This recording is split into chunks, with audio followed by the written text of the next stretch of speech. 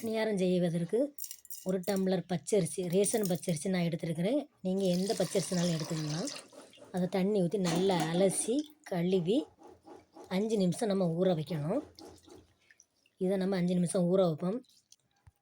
நாட்டு வெல்லம் தேவையான அளவு, 2 பழம், ஏலக்காய், தேவையான அளவு நெய். உங்களுக்கு நெய் அளவுக்கு அதிகமாக தேவையான நிறைய எடுத்துக்கலாம். நான் கம்மியாக தான் எடுத்துருக்கிறேன். ஊற வச்ச பச்சரிசி. இனி இந்த ஊற வச்ச பச்சரிசியை நம்ம ஃபில்டரில் வடிகட்ட எடுத்து போடலாம்.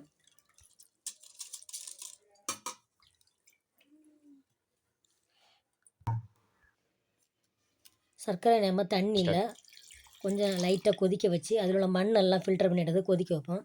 அது கூட நான் ஏலக்காயும் போட்டுக்கினேன்.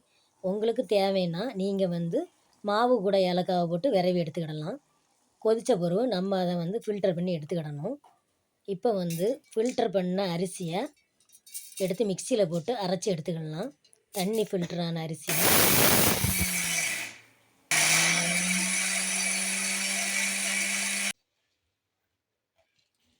அரைச்ச அரிசியை எடுத்து நம்ம இந்த ஃபில்டர்லாம் நல்லா அரிச்சு எடுத்துக்கிடலாம். அரிச்சு எடுத்துக்கிட்டு லாஸ்ட்டு மேலே வரக்கூடிய நல்லா அரையாத அரிசியை 2வது ஒருக்கா மிக்சி ஜாரில் போட்டு அரைச்சி எடுத்துக்கிடலாம். உங்களுக்கு இந்த ப்ராசஸ் ரொம்ப பெரிய ப்ராசஸாக இருந்ததுன்னா நீங்கள் அரிசி மாவு கடையில் வாங்கி அதில் செஞ்சுக்கிடலாம். இது நம்ம கொஞ்சம் ஹைஜீனிக்காக இருக்கும். இப்போ அரிச்ச அரிசியில் உள்ள அரையாத அரிசியை 2வது மிக்சியில் போட்டு அரைச்சி எடுத்துக்கலாம். இப்போ இந்த மாவில் நம்ம 2 பழத்தை போடலாம்.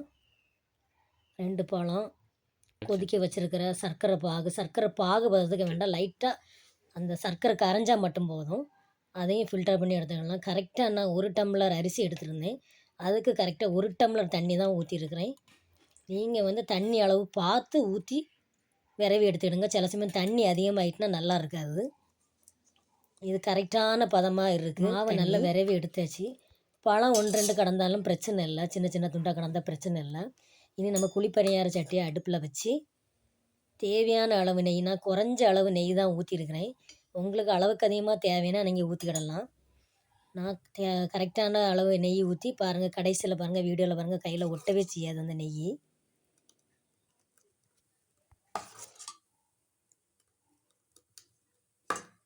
கரெக்டாக நம்ம பாதி அளவு மாவு தான் விடணும்.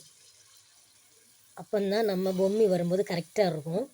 அது மட்டும் இல்லை, லோ ஃப்ளேமில் வச்சு தான் நம்ம இந்த மாவு விடணும். ஹை ஃப்ளேமில் வச்சுருந்தோம்னா மேலே நல்லா வெந்தது மாதிரி இருக்கும், உள்ளுக்கு நல்லா வெந்திருக்காது.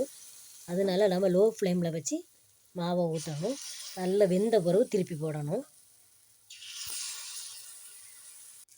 இங்கே பாருங்கள், இந்த சைடில் பொம்மி வந்துட்டு. நீங்கள் மூடி வச்சு வேக வைக்கணும்னா வைக்கலாம், இல்லாட்டா அப்படியே விட்டுறலாம். நான் மூடி வச்சு தான் வேக வச்சேன். திருப்பி மிதமான தீயில் தான் வச்சு பணியாரம் சுடணும், இல்லாட்டா நல்லா கரிஞ்சிரும்.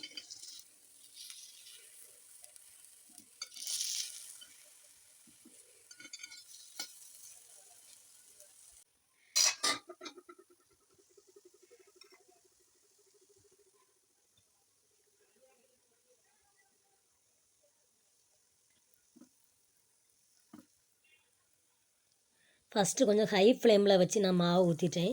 இது மீடியம் ஃப்ளேமில் வச்சு ஊற்றிருக்கிறேன். இது பாருங்கள், கொஞ்சம் நார்மலாக அழகாக வந்துடுது. அதனால் நீங்கள் தீயை நல்லா கூட்டி வச்சிடாமல் குறைச்சி வச்சு சுடுங்க. கொஞ்சம் பொறுமையாக சுட்டால் அழகாக வரும்.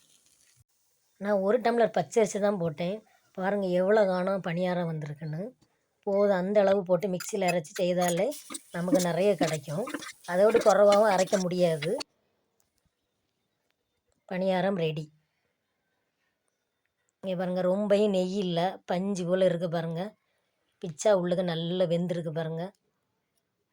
நான் அளவுக்கு அதிகமாக நெய் விடலை, கரெக்டாக தான் விட்டுருக்கேன். அதனால கையில் ரொம்பவும் நெய் வரல பாருங்கள். இங்கே பாருங்கள், நெய்யே இல்லை.